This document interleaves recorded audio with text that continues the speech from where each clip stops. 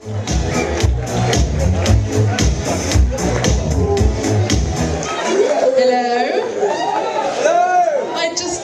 shoes off to relax my back a little as well and to slip them straight back on. Yeah! Yeah, that's right. So obviously being a poet is super cool, as you all know.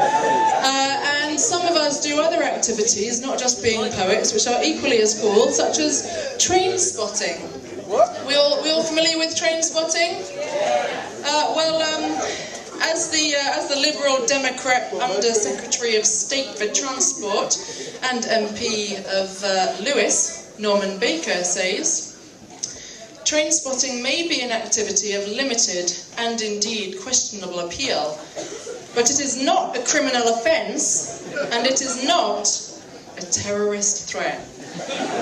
Just bear that in mind, people, bear that in mind. So this is called chokey.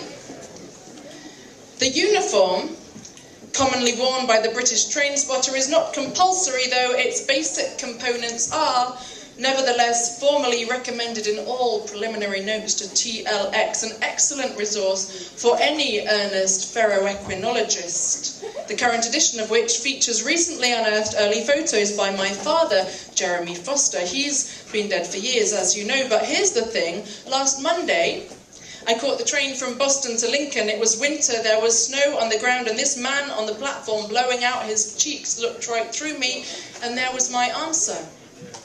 First, of course, I thought I was dreaming. He had both logbook and a tape recorder. Mic attached on a headset, 3 spare pens in left breast pocket, waterproof trench, and even any weather trousers, ankle length. They button up or else just zip off altogether at the thigh. Timetable spanned from a clam-tight armpit, and behind his glasses railroadiana nostalgia flashed like it was now and he was juggling yesterday. But before I got the chance to unagog my tongue to let him know I knew we fit like puppy and dog, he ran across to the very far side. The train from Newark, hours delayed, was being announced on platform 2, and he was eager to see it arrive.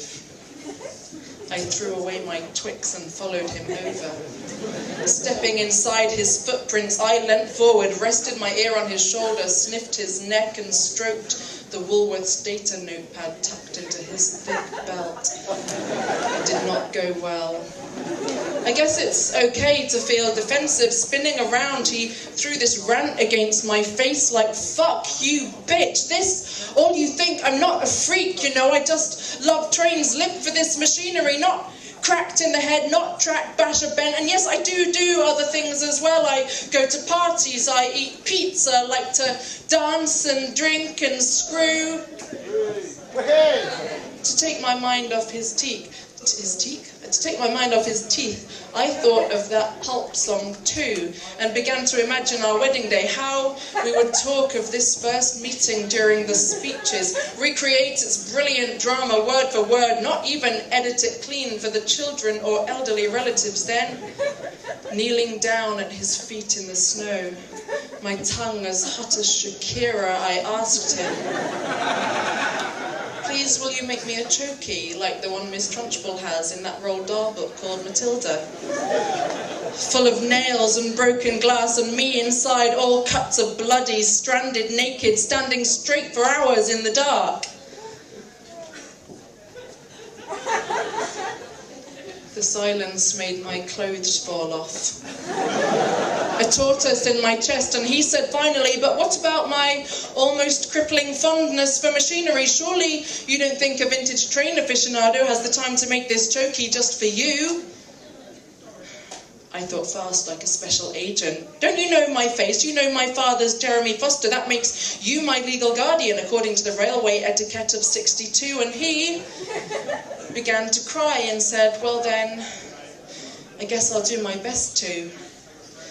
And the Newark train arrived, and he recorded its model and number next to the time, and I got back to my feet and brushed the snow away from my bruised knees and touched his cheek as his face jerked and his hot sperm shot through those twitching pants that later my hands, ecstatic, would start to remove. Thank you very much.